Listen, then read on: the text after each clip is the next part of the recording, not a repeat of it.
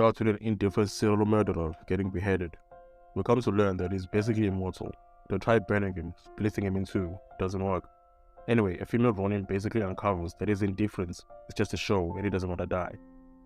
But as she suspects, he doesn't want to die because he has a wife that he cares for and wants to get back to.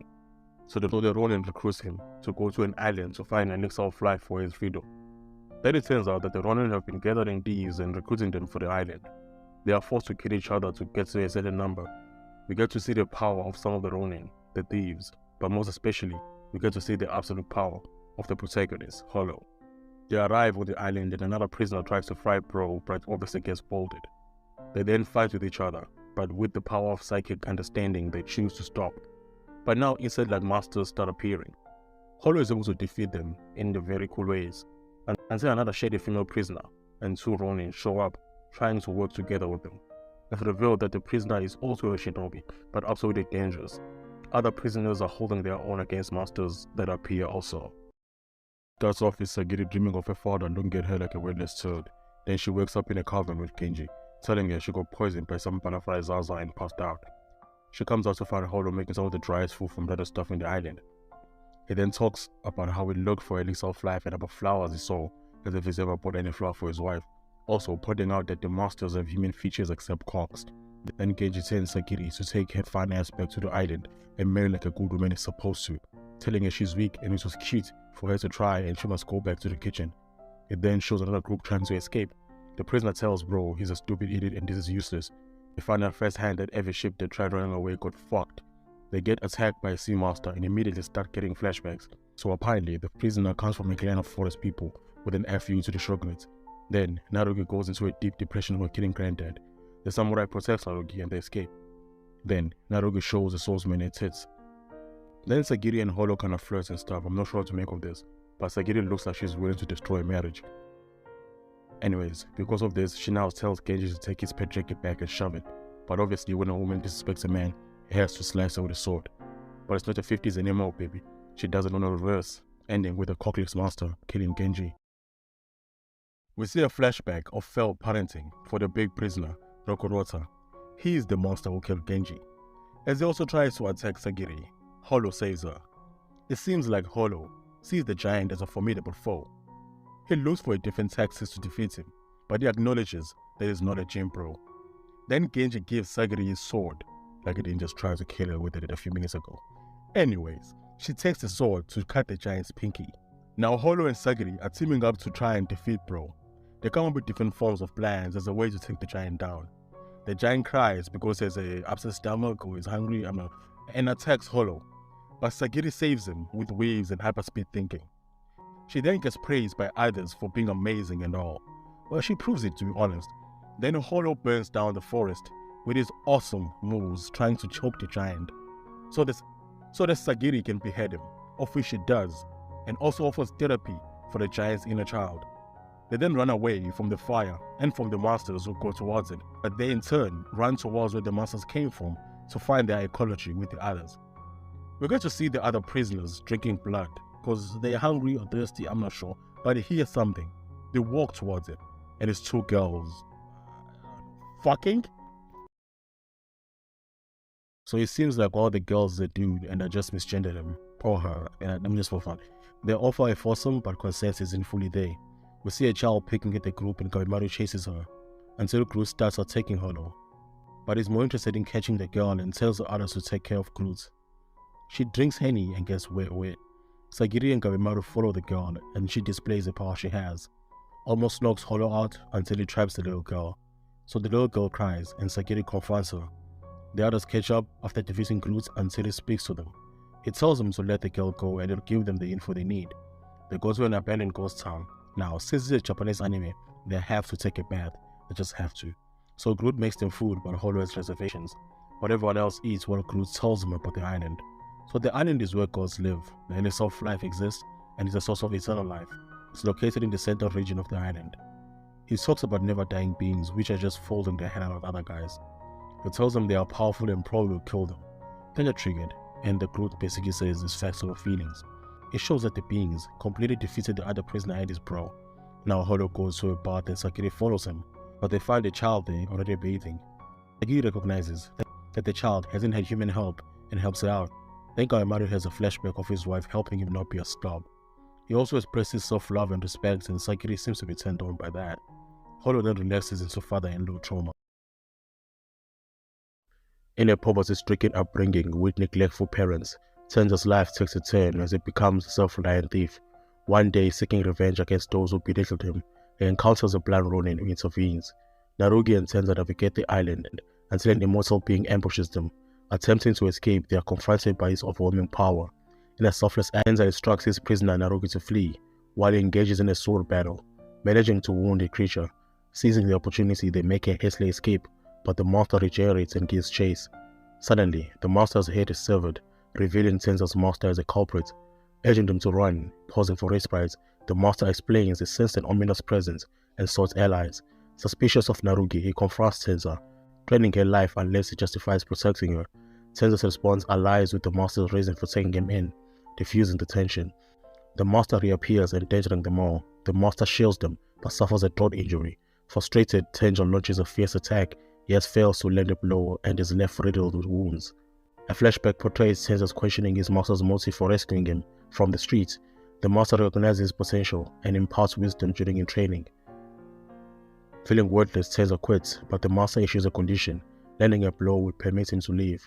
Encountering another samurai who reveals the grave of his master's former disciple, killed due to a criminal path, Tenza is moved and returns to the dojo. Renewed and focused on his growth, Tenza engages in an intense sparring session with his master, driven to fulfill his potential. Returning to the island, Tenza's wounds bleed, and he realizes his impending demise at the hands of the powerful monster. In a final act of defiance, he punches the creature, sacrificing himself to buy time. Unable to communicate, he implores his master to take Narugi and escape, which they reluctantly do, leaving Tenza to face certain death. Narugi tearfully questions why they left him, but his sacrifice was his wish, urging them to carry on. Tenza's life ends, but the deal that was made is revealed. He landed a blow but chose not to quit, displaying his unwavering determination. In the village, Sensa tells the gang that is confused by the island's information. They agree to stay for now and take shifts keeping watch. But Kawemaru is tired of waiting, explores the village and finds chanting trees near a gate. The Tensei who killed Tenza appears, and Kawemaru attacks it, breaking its limbs and neck, but it regenerates. They engage in a fierce fight, each blow landing evenly. Holo kicks the Tensei in the stomach, causing it to bleed. Holo's pulse seems significant. The Tensei attacks Holo, injuring him. They relentlessly battle, slugfest between immortals. Holo pummels the Tensei, demanding answers about the elixir. The Tensei transforms into a flower-like monster. An electric charge blasts Holo away. He tries to fight back but fails. The monster overwhelms him until he has a flashback. Holo wakes up next to his wife, thinking it was just a nightmare. He realizes it's a dream, but is happy to talk to her. He launches his final attack on the monster, but it doesn't end well. Feeling hopeless and facing death, the little girl saves Holo with a force field, and they fall, escaping the Tensei. Sagiri and the group notice Kawemaru's absence and set out to find him and the girl. We see a group of Tensei sitting at the table, discussing their preferred genders. They report on their encounter with humans. The transformed Tensei gets ridiculed for resulting to that transformation. He's seen aged. The leader warns not to underestimate the humans, as this group is different. They then toast to the drink of the elixir. Bruce introduces them one by one. He explains they originated from a hermit who separated. He then explains that villagers turned into trees before losing awareness. They gather there before reaching their final resting place. Groot lost his daughter this way. Kawemaru lays in the waterfall with the injured girl. He rises, believing and convinced there is a way to defeat the monsters, since they're not gods. He realizes the need for a plan. Suddenly, a prisoner and his samurai appears, threatening that too. Kawemaru and the samurai size each other up, identifying their weaknesses and looking like they could match his strength. The assailant interjects and tells Kawemaru that he can get info out of him without killing. Kawemaru instead asks for an alliance. He tells him about how powerful the Tensei are and how fighting together is their only option. The samurai, Tamiya, strives to become immortal in the sense of being able to beat strong opponents. The assailant strives to study the beings of this world. With that, the partnership is made. Mei has now grown up from being a child. Kawemaru thanks her for saving him. The other assailant tells Sagiri and them that the island had to be created by someone, and where they find the elixir, they would also find a way out. They also think Kawemaru and Mei are dead, but Sagiri assures them that they're not. They ask Mei how to defeat the Tensen, and she tries to explain the concept of Tao with a limited vocabulary. Narugi then tries to make Sensei teach her about using his sword, which he refuses. She begs him until he explains Tao to his own understanding to her. So it's basically yin and yang in the nutshell. He ends up teaching her. Monsters appear, and he demonstrates it. She follows the lead. Tamiya takes Mei on his shoulder, asks to teach him while in combat, as a mysterious figure appears. Then we see the non-binary Tensen smashing. Toma and his bro escape the pit and are determined to get their revenge. The bro then thinks that their weakness is in their groins or navel, until another figure, a doshi, tells them to save the Tensen and are here on their behalf. Bro attacks, but can't land a blow, but ends up breaking his hand. Toma takes care of the other demons. The brother attacks again, but proves to not be on the doshi's level. We witness Bro struggling, causing Toma to worry that he might be defeated. However, just before the monster finishes him off, Bro strikes back, revealing his newfound power and determination to keep fighting. It appears that he gained Tensen powers while being in the pit. The monster recognizes Bro's increasing strength and launches an attack. Although the monster breaks Bro's arm, they quickly regenerate. It is confirmed that Bro has received an upgrade in his powers. A flashback shows Bro and Toma as children, both aspiring to become bandits. They were underestimated due to their appearance and had to prove themselves. Bro showed his courage by cutting his eye, also saving his younger brother. With renewed strength, Bro charges directly at the monster, taking hits but managing to land a blow. His Tao energy seems to be increasing, allowing him to sense and perceive the Tao energy. He successfully creates a Tao blast and defeats the monster. However, Toma is concerned about Bro's altered behavior. On other fronts, the battle ensues as the little girl tries to explain the concepts of Tao. It becomes apparent that the brute force is not sufficient. Kawemaru too struggles with understanding Tao. Suddenly, another individual arrives and takes Mei away. It is revealed that he has been searching for her for centuries, emphasizing her value as a Tensen. Despite conflicting with his objective, Kawemaru decides to protect Mei. The newcomer brings someone else with him, and a new battle commences. They attack with Tao Blast, and Kawemaru warns the samurai about them. The newcomers educate them about Tao, explaining its different phases. They also highlight the significance of sex as the ultimate form of Tao. While the other Tensen are non-binary, Mei is a girl, and they must continue with the Kawemaru becomes furious at the perverse conversation and launches an attack. Abe is struggling. The samurai then reveals that they found a way to understand Mei's words. Apparently, Tao involves accepting both weakness and strength simultaneously. Mei touches Kawemaru and senses his true strength. With this understanding, Kawemaru charges straight at the monsters, evading their attack. He experiences a shinobi strengthen his Tao energy derived from his combat, enabling him to grasp Mei's message and gain the upper hand against the monster. He approaches and strikes it. The monster attempts to sneak attack but fail, leading to their defeat. We witness Sagiri and their group entering Horai, and the Tensen cuts off the head of Groot, clean off. The group encounters the Tensen, who just puts fear into their hearts, making it clear early on he's more powerful than them. He also reveals that this island is for experiments and the elixir of life doesn't even exist. The shinobi woman strikes and attacks the Tensen, thinking they won, but realize it can regenerate. She uses their squad's ability on it, but even with the help of Senta, he's proving to still be more powerful. Sagiri asks Hoko for the Tensen's weaknesses and charges at it, landing a small cut in his abdomen, but needs more Tao.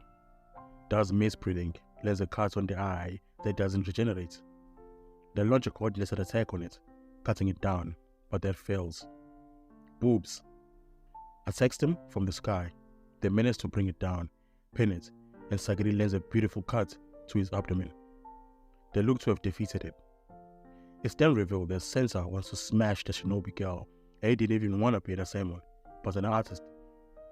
Sagiri relates to also possibly ending a marriage.